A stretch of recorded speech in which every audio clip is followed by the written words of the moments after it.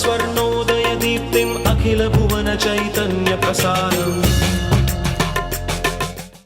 నమస్కారం, మన ధర్మం కార్యక్రమానికి స్వాగతం. ఇవాళ మన ధర్మం కార్యక్రమంలో మన ధర్మ సందేహాలను నివృత్తి చేసేందుకు మనతో పాటు ఉన్నారు ప్రముఖ ఆధ్యాత్మికవేత్త ఆచార్య శ్రీ తాడేపల్లి పతంజలి గారు.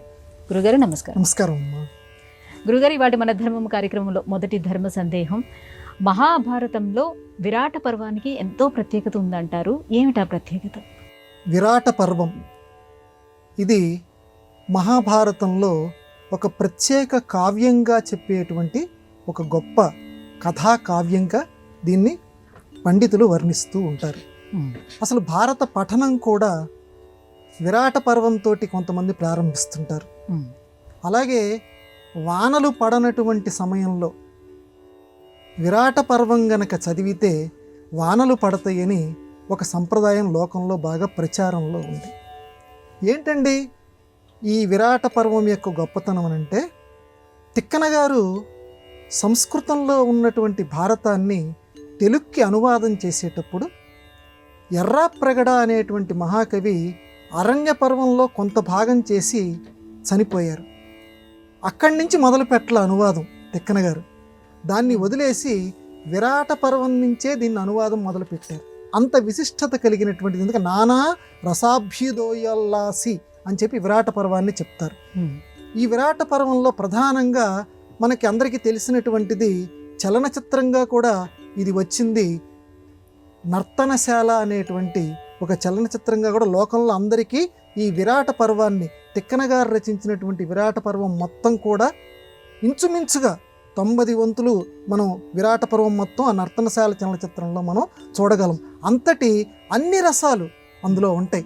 ఎందుకంటే కనుగొని కోపవేగమున్న కన్నుల నిప్పులు రాల భీముడు అనేటువంటి వాడు వలలుడు అనేటువంటి పేరు మీద వంటలవాడిగా చేరతాడు. చేరినటువంటి సమయంలో కీచకుడు అనేటువంటి వాడు ద్రౌపదిని అవమానం చేస్తూ ఉంటే ఆ అవమానం తట్టుకోలేక అక్కడ అద్భుతమైనటువంటి పద్యాలు రాస్తాడు. దుర్వారోజ్యమ బాహు విక్రమ రసాస్తోక ప్రతాపస్ఫురద్ గర్వాంధ విద్యా నిర్మధన పారగుల్ మత్పతుల్ గిర్వాణాకృతులే ఉరిపుడు దోర్లీలన్ వెసంగిట్టి గంధర్వుల్ మానము ప్రాణముంగొనుట తథ్యంబు ఎమ్మెయిన్ కీచక. ద్రౌపది చేత అనిపిస్తాడు. అసలు ముందు మనకు ఆ పద్యం అర్థం కాకపోయినా బెదిరింపు మాట, చంపేస్తాను అని అన్నట్టుగా అనమాట. ఎవరనుకుంటున్నావురా నన్ను, నా మీదకి వస్తున్నావా నువ్వు అని చెప్పి ద్రౌపది కీచకుడిని బెదిరిస్తుంది. ఆ బెదిరించేటువంటి సందర్భంలో తిక్కన గారు ఈ పద్యం రాశారు. అంటే ఒక పరుషమైనటువంటి వాక్కు రావటానికి వీలుగా ఇలా ఎక్కడ ఏది అవసరమైతే పరుషాక్షరాలు వాడారు, సరళాక్షరాలు వాడారు. చక్కగా ఒక రసం గుప్పిల్లేటట్టుగా మనకి ఆనందభరితంగా ఈ విరాట పర్వం ఉంటుంది. చక్కగా వివాహంతో ఇది విరాట పర్వం ముగుస్తూ ఉంటుంది దాదాపుగా. కాబట్టి ఒక మంగళాదీని, మంగళ మధ్యాని, మంగళాంతాని పాండవులకి శుభసూచకంగా ఈ విరాట పర్వం ఉంది. కాబట్టి అంత విశిష్టత కలిగినటువంటిది. తప్పనిసరిగా అందరూ కూడా తిక్కన గారి విరాట పర్వం చదవాలి. లేకపోతే దానికి సంబంధించిన వచన భాగమైన చదివి అందరూ కూడా ఆనందించెదరు గాక. గురువుగారు, ద్వైతం, అద్వైతం, విశిష్ట అద్వైతం ఇవి సంప్రదాయాలు కావు, ఒకే సత్యాన్ని చేరుకోవటానికి ఒక మజిలీలు అని రామకృష్ణ పరమహంస పేర్కొన్నారు. ఇందులో ఆంతర్యాన్ని ఎలా గ్రహించాలంటారు? ఎందుకనంటే మనం లోకంలో అందరికీ తెలిసినటువంటి విషయమే, ప్రతి వాళ్ళం కూడా మతము అని అంటాం. మతము అనే పదానికి అర్థం ఏంటంటే ఇష్టము అని అర్థం. కాబట్టి నా మతం నాది. అక్కడ మతం అనేదాన్ని మనం ఈ అర్థంలోకి మనం తీసుకొచ్చేసాం. నా మతం అంటే నా ఇష్టం, నా అభిప్రాయం.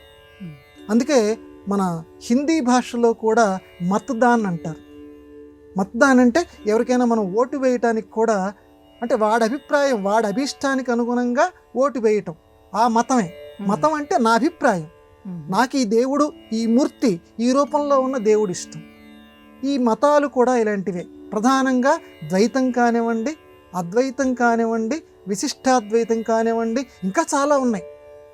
ప్రతి వాళ్ళు బౌద్ధ మతం కానివ్వండి, జైన మతం కానివ్వండి, ఇట్లా లోకంలో ఎన్నెన్నో మతాలు ఉన్నాయి. ఈ అన్ని మతాల్లోనూ చిట్ట చివరి సారాంశం ఏంటంటే ఒక ఉత్తమ లక్ష్యం చేరటానికి.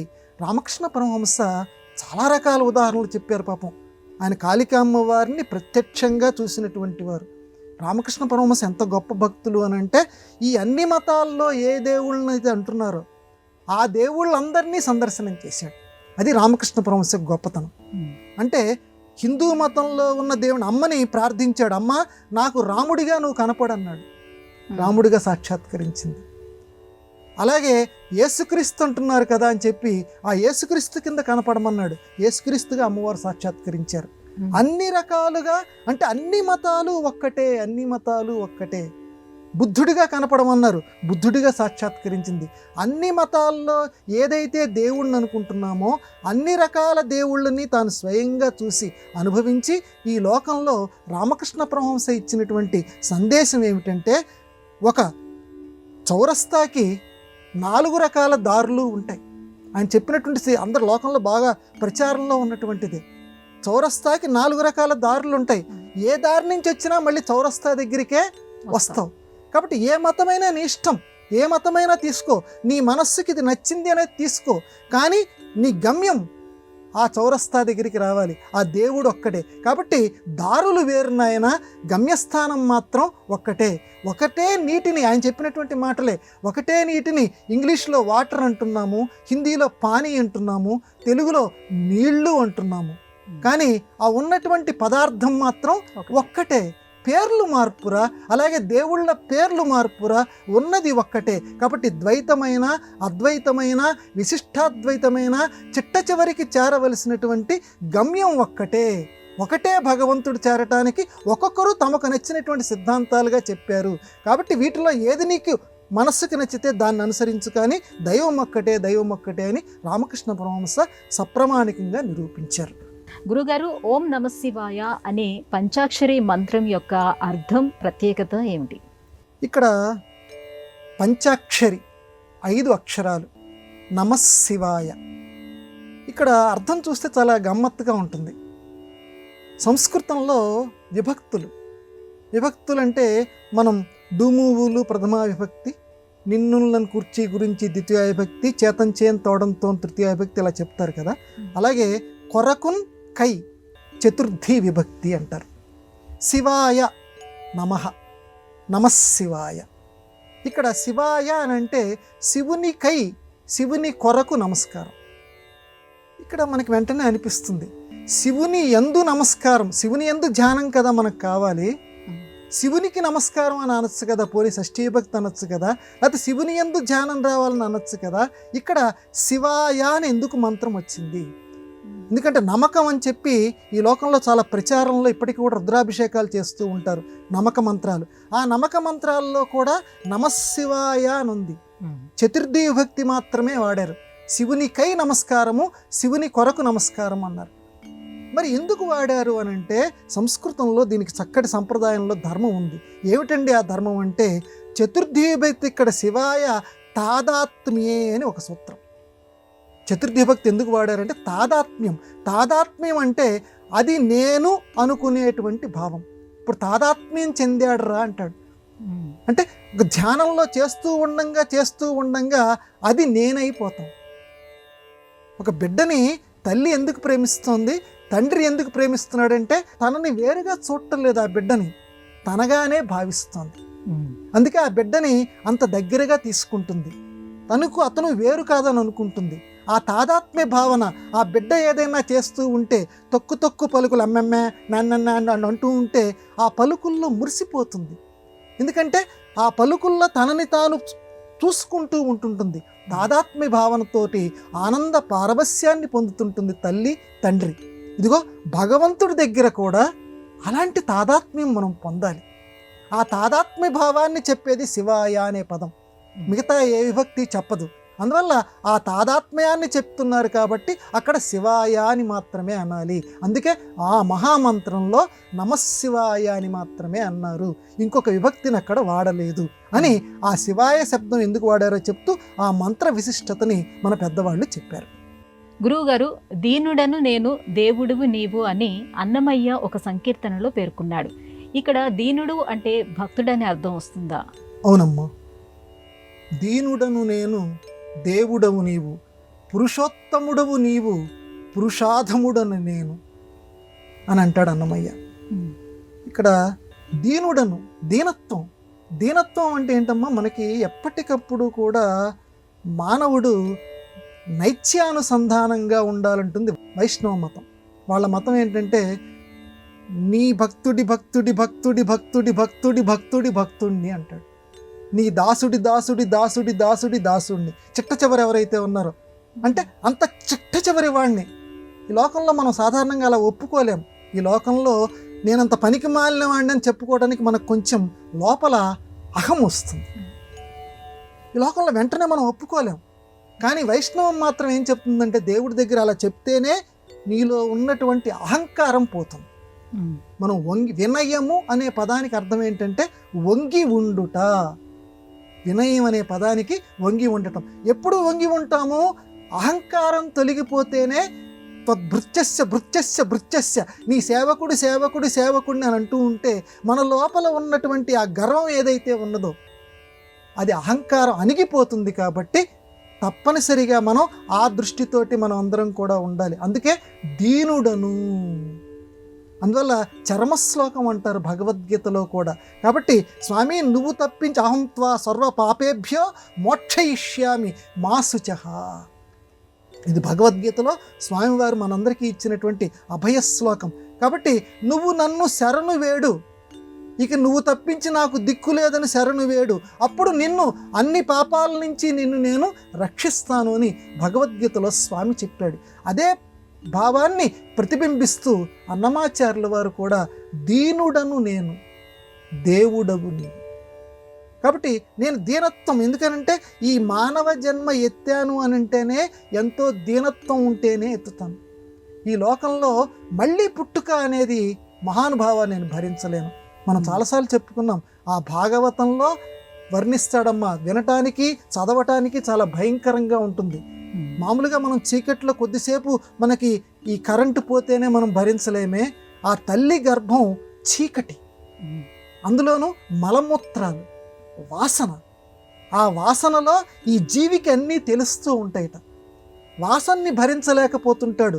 కళ్ళు పొడుచుకున్నా ఏమీ కనపడదు, చీకటి. ఆ చీకటిలో ఈ జీవుడు తేలుతూ ఉంటాడు తల్లి గర్భంలో. భరించలేక దేవుణ్ణి వేడుకుంటాట లోపల. స్వామి ఏమిటయ్యా నాకు ఈ గర్భవాసం, ఈ గర్భవాస కష్టం ఏమిటయ్యా, బుద్ధి వచ్చింది నాయన. నేను బయటకు వచ్చిన తర్వాత నిన్ను తప్పించి ఇంకొకరెవరిని నేను చూడను, నిన్ను తప్పించి ఇంకొకరెవరిని నేను పొగడను, నిన్ను తప్పించి ఇంకొకరెవరిని నేను స్తోత్రం చెయ్యను. స్వామి నాకు మళ్ళీ పుట్టుకంటూ చేయకు, ఎలాగో పుట్టుతున్నాను కానీ మళ్ళీ పుట్టుకంటూ నాకు మాత్రం చేయకంటట. అందుకే బయటికి రావటంతో ఆ బిడ్డ క్వా క్వా క్వా క్వా క్వా అని ఏడుస్తాడు. అంటే లోపల స్వామి కనపడుతుంటాడు. ఇలా బయటికి వచ్చిన వెంటనే స్వామి అదృశ్యం అయిపోతాడు వాడికి. అందువల్ల క్వా అంటే సంస్కృతంలో ఎక్కడా ఎక్కడా ఎక్కడా. ఇప్పటివరకు లోపల నాకు కనిపించావే, ఈ కనిపించినటువంటి ఓ దేవుడా ఎక్కడున్నావు ఎక్కడున్నావు, ఎక్కడ నాకు కనిపించట్లేదే అనే అర్థంతో ప్రతి బిడ్డ కూడా, ప్రతి జీవి కూడా, బయటికి వచ్చిన ప్రతి జీవి కూడా క్వా క్వా క్వా క్వా క్వా దాన్ని మనం మామూలు పరిభాషలో మనం చెప్పుకుంటాం. క్వా అంటే ఎక్కడా ఎక్కడా అని వెతుక్కుంటూ ఉంటుంది. కాబట్టి పురుషోత్తముడవు నీవు, దీనుడను నేను, పురుషాధముడ నేను. నైత్యానుసంధానం చేసుకుంటే ఎంత కాదనుకున్నా మానసిక పాపాలు అనేది మనం చేస్తాం. బాహ్యంగా పాపాలు చేయలేకపోయినా మానసికంగా కూడా అబ్బా వాళ్ళ వాచి ఎంత బాగుంది, వాళ్ళ సెల్ ఫోన్ ఎంత బాగుంది, అది నాకుంటే బాగుండే. మానసిక పాపం. అది నాకు దక్కితే బాగుండే అంటే వాళ్ళకున్నది ఎదుటివాడి సంపద నాకు రా, పైకి నువ్వు అనకపోవచ్చు, మానసిక పాపం. కాబట్టి అలా అనుకునేటువంటి వాడు, ఆ పాపభావాన్ని తెలుసుకునేటువంటి వాడు అధముడు. కాబట్టి నా జీవితంలో ఎన్నో మానసిక పాపాలు చేశాను, కాయిక పాపాలు చేశాను, నన్ను క్షమించవయ్యా, ఈ జీవితానికి మళ్ళీ ఇంకొక జన్మంటూ రాకుండా చేయవయ్యా అని స్వామిని వేడుకుంటూ అద్భుతంగా అన్నమాచార్యుల వారు ఈ పాటలో రాశారు. ఆ మొత్తం పాట ప్రతి వాళ్ళు కూడా తప్పనిసరిగా చదివి రసానుభూతి పొందేదరు గాక. గురువుగారు, ప్రతినిత్యం పంచాంగ విశేషాలని తెలుసుకోవాలా? ఆలయంలో కూడా దైవానికి ప్రతినిత్యం పంచాంగ విశేషాలను తెలియజేస్తారు కదా, ఎందుకని? తిథి, వార, నక్షత్ర, కరణ, యోగం, ఈ ఐదింటిని కలిపి పంచాంగము అంటారు. ప్రతి వాళ్ళం కూడా ప్రతిరోజు తిథి చూడాలి, వారం తెలుసుకోవాలి, నక్షత్రం ఏంటో తెలుసుకోవాలి, మన యోగం ఎలా ఉందో తెలుసుకోవాలి, కరణం తెలుసుకోవాలి. ఏంటండి ఇవి తెలుసుకోవటం వల్ల ప్రయోజనం ఏంటంటే జీవితంలో మనందరం కూడా దేవుణ్ణి నమ్ముతాం కాబట్టి దేవుడి ఆదేశంగా గ్రహాలు ఉంటాయి కాబట్టి ఆ గ్రహాలని అయ్యా ఈరోజు ఈ పీడ మాకుంది, ఆ పీడ మాకేమి కలగకుండా నువ్వు రక్షించవయ్యా అని స్వామివారిని మనం వేడుకోవటానికి ప్రతి వాళ్ళం కూడా పంచాంగం తెలుసుకోవాలి. కనీసం అన్ని వివరాలు తెలుసుకోకపోయినా ఈరోజు తిథి ఏమిటి, వారం ఏమిటి, నక్షత్రం ఏమిటి, కనీసం ఆ మూడైనా ప్రతి వాళ్ళకి తెలియాలి. ఎందుకంటే ఇది ఆంగ్లమానం ప్రకారం ఈ రోజుల్లో ప్రతి వాళ్ళం కూడా తేదీ అనేది వచ్చింది మనకి. సంవత్సరం ఏమిటి, తేదీ అనేది అది బహుళ ప్రచారంలో మొత్తం ప్రపంచవ్యాప్తంగా వచ్చింది. ఈరోజు తేదీ ఏమిటి, ఈ మాసం ఏమిటని ఇంగ్లీష్ వాళ్ళకి సంబంధించిన నెల మాత్రమే మనం చెప్పుకుంటున్నాం. కానీ మనకి సంబంధించింది తిథి. ఈ తిథినే తేదీ అంటారు. ఈరోజు తిథి ఏమిటి అని అడిగేవారు పూర్వకాలంలో. ఈరోజు తిథి ఏమిటి అంటే అది తేదీ కింద లెక్క. సరే, కాబట్టి వీటిని జీవుడు అనుకోవాలని చెప్తూ దేవుడికి కూడా చెప్పమంటారు. అది మన ప్రశ్న. ఇక్కడ మనకి ప్రశ్న వెంటనే ఏంటంటే, ప్రశ్నలో మళ్ళీ ఇంకో ప్రశ్న వస్తుంది. ఆయనకి తెలియదా ఈరోజు ఏం తిథో ఏమి నక్షత్రమో స్వామివారికి తెలియదా? నువ్వు చెప్పేంత గొప్పోడివే స్వామివారికి. స్వామి ఈరోజు చక్కగా శుక్రవారం మమ్మల్ని అందరినీ ఆశీర్వదించవయ్యా, నువ్వు నిద్ర లేవయ్యా, ఇదిగో ఈరోజు పంచాంగం ఇది స్వామి, ఈ గ్రహం ఇక్కడ ఇలా ఉంది స్వామి, నక్షత్రం ఇలా ఉంది స్వామి అని పంచాంగంలో ఉన్నటువంటి విషయాలన్నింటినీ కూడా స్వామివారికి మనం చెప్తూ ఉంటాం. ఎందుకని చెప్తూ ఉంటాం? మనం చాలాసార్లు చెప్పుకున్నాం, మానవీకరణ. మన అనుకుంటేనే దగ్గరతనం వస్తుంది. మన అని అనుకోకపోతే నువ్వు వేరు నేను వేరు అని అనుకుంటే నువ్వు దూరంగా ఉండంటే ఆయన కూడా దూరంగా ఉంటాడు. ఏదైనా మంచి కార్యక్రమం చేయరా అని మన తోటి వాళ్ళకి చెప్తాం, వాడు బాగుపడాలని. ఆ రకంగానే దేవుడికి కూడా మన అనుకుంటున్నాం, ఆయన దేవుడు అనేది కొంచెం పక్కన పెట్టండి, మన అనుకునే భావన చేసి ఒక ఆత్మీయతగా మనలో పొదువుకోవటానికి ఆయనకి పంచాంగ విశేషాలు దేవాలయాల్లో వినిపిస్తూ ఉంటారు. ఇద్దరి మధ్య, జీవుడికి దేవుడికి మధ్య ఆత్మీయతా సంబంధాన్ని ఏర్పరచడానికి ఉపకరించే అనేక సాధనాల్లో పంచాంగ శ్రవణం కూడా ఒకటి, స్వామివారికి చెప్పటం కూడా ఒకటి. గురువుగారికి మరో సందేహం, వైరాగ్యం అనేది పలు రీతులలో పలు రకాలుగా వ్యక్తమవుతుందంటారు. అసలైన వైరాగ్యం అంటే ఏమిటి? వైరాగ్యము అని అంటే విరాగితనం, అంటే ఇష్టం లేకపోవటం. అసలు నిజమైనటువంటి వైరాగ్యం ఏమిటన్నారు? ప్రతి వాళ్ళు కూడా ఈ లోకంలో చాలా చులకనైనటువంటి పదం ఏంటంటే వైరాగ్యం. రకరకాల వైరాగ్యాలు మన అందరికీ తెలుసు. పురాణ వైరాగ్యం, శ్మశాన వైరాగ్యం, ప్రసూతి వైరాగ్యం, ఇట్లా రకరకాల వైరాగ్యాలు ఉన్నాయి. అంటే ఆ సమయంలో వైరాగ్యం వచ్చేసేస్తుంది ప్రతివాడికి కూడా. ఇప్పుడు శ్మశాన వైరాగ్యం, వీటిలో ఒక ఉదాహరణకు చెప్పుకుందాం. ఎవరో మన సన్నిహితులు చనిపోయారు, ఆ శ్మశానం దాకా మనం వెళ్ళిపోయాం. ఏముందిరా ఈ జీవితం, అనవసరంగా ఏదో తోచితోచనమ్మలాగా రకరకాల కష్టాలు పెడుతున్నాం, ఈ డబ్బుల కోసం తోటి వాళ్ళని రకరకాల మాటలు అంటున్నాం, చాలా బాధ పెడుతున్నాం. ఇక రేపటి నుంచి ఇట్లాంటి పని ఏమి, ఎప్పటికైనా వాళ్ళలాగే మనం కూడా వెళ్ళిపోయేటువంటి వాళ్ళమే కదా, నేను చాలా జాగ్రత్తగా ఉంటాను, ఎవ్వరికి అన్యాయం చేయను, నీతిగా బతుకుతాను అని ఒక ప్రమాణపూర్వకంగా మనసులో అనిపిస్తుంది. ఇంటికి వస్తాడు, స్నానం చేస్తాడు, పోతుంది. ఇది శ్మశాన వైరాగ్యం. ఇట్లా మిగతా వైరాగ్యాలు కూడా. అంటే ఈ వైరాగ్యం ఏం చెప్తుంది? తాత్కాలికంగా మాత్రమే మనిషిలో ఉంటుంది. కాషాయ బట్టలు కట్టుకుంటాడు, కానీ కాషాయ బట్టలు కట్టుకోవటం వల్ల ప్రయోజనం ఏంటంటే అన్నిటి మీద నువ్వు ఒక రకమైనటువంటి విరక్తి భావాన్ని నువ్వు పెంచుకో అని చెప్పడానికి కాషాయ బట్టలు కట్టుకోమంటారు. అంటే లోకంలో యదృశ్యం తన్నశ్యం, ఏది నీకు కనపడుతుందో అదంతా కూడా నశించిపోయేదే. ఈ ఒక్క వాక్యం ఎప్పుడు గుర్తుపెట్టుకోవాలి కాషాయ బట్టలు కట్టుకునే ప్రతివాడు కూడా. ఈ లోకంలో కనిపించే ప్రతిదీ కూడా బూడిద బూడిద బూడిద. అందుకే శివాలయాల్లో బూడిద రాస్తారు. బూడిద ఎందుకు నుదుటి మీద ఎందుకు రాసుకోమని అంటారంటే అంతా బూడిదే, అంతా నశించిపోయేదే. ఈ ఒక్క విషయం మనకు బాగా గుర్తుపెట్టుకోవాలి. అందుకే బూడిద రాసుకున్న వెంటనే ఓ అమ్మ బాబోయ్ నశించిపోయేదే, అనవసరంగా ఇప్పుడు మనం అపచారం చేయటం ఎందుకు, అవినీతి పాల్పడటం ఎందుకు అని ఇష్టం మీద ఇష్టం లేకపోవటం వైరాగ్యం అన్నాడు. ఎంత చక్కటి నిర్వచనమో చూడండి. అసలు వైరాగ్యం అనే పదానికి ఎంత చక్కటి నిర్వచనం ఇచ్చాడంటే, ఇష్టపడతాం ఆ ఇష్టం మీద ఇష్టం లేకపోవటం, అది అలవాటు చేసుకోవాలి.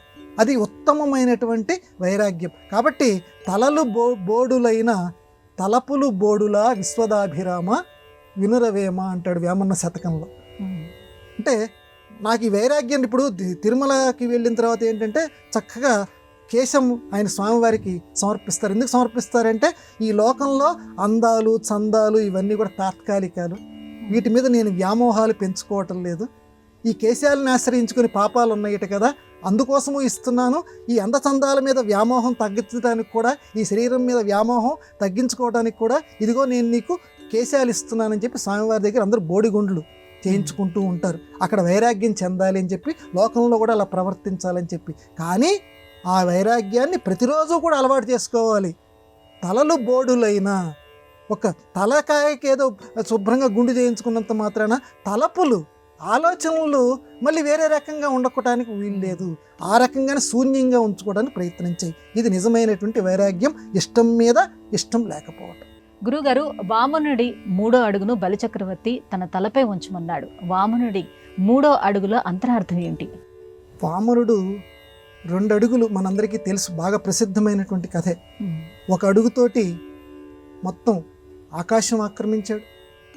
ఇంకొక అడుగు 3 అడుగులు ఇస్తానన్నాడు కదా, ఇంకొక అడుగుతోటి మొత్తం భూమిని ఆక్రమించేశాడు. 3వ అడుగు ఎక్కడయ్యా అన్నాడు బలిచక్ర. నువ్వు 3 అడుగులు ఇస్తాను దానం అన్నావు, ఇస్తాను అని అన్నావు కదా, 3వ అడుగు ఎక్కడయ్యా అంటే అప్పుడు గ్రహించేటమ్మ. దీనికి చక్కటి భాగవతంలో వ్యాఖ్యాతలు చెప్పారు. నా నెత్తి మీద పెట్టవయ్యా అన్నాడు. అక్కడ ఏంటంటే నాది ఇచ్చాడు కానీ నన్ను సమర్పించుకోవాలా, నన్ను 3వ అడుగు, అది ఇక్కడ వ్యాఖ్యానం. బలిచక్రవర్తి నాది ఇచ్చేశాడు. ప్రతిదీ కూడా ఇప్పుడు వివాహాలు ఇలాంటి సందర్భాల్లో కూడా మమ అనిపించమంటారు. ఆ పూజారి స్వామివారు మనకు ఆ మంత్రాల యొక్క అర్థాలు రావు కాబట్టి మన తరపున పాపం ఆయన మంత్రం అంతా చదువుతాడు. చదివిన తర్వాత ఆ పూజారి స్వామివారు మన చేత అనిపిస్తారు. ఈ వధూవరులు కానీ ఇంకొక శుభ సందర్భాల్లో కానీ ఆయన అనుకున్నటువంటి మంత్రం ఏదైతే ఉందో అది మనమే చెప్తున్నట్టుగా మమ అంటే నాది నాది నాది, నాకు నాకు, మమమే ఆవయోహనో అస్మాకం నహ అని సంస్కృతంలో విభక్తి. అన్నీ నాకు నాకు నాకు. ఈ భూమి మొత్తం నాది, నాకు సంబంధించింది. ఆకాశం మొత్తం గ్రహాల మీద ఆధిపత్యం సంపాదించాడు, భూమి మీద మొత్తం ఆధిపత్యం సంపాదించాడు. ఆ రెండింటినీ స్వామి ఆక్రమించేసుకున్నాడు. అంటే మమ అనేది ఏదైతే ఉందో అది మొత్తం స్వామి ఆక్రమించేసుకున్నాడు. కానీ నన్ను ఉంది, నాకు సంబంధించిన వాటిని ఆక్రమించుకున్నావు.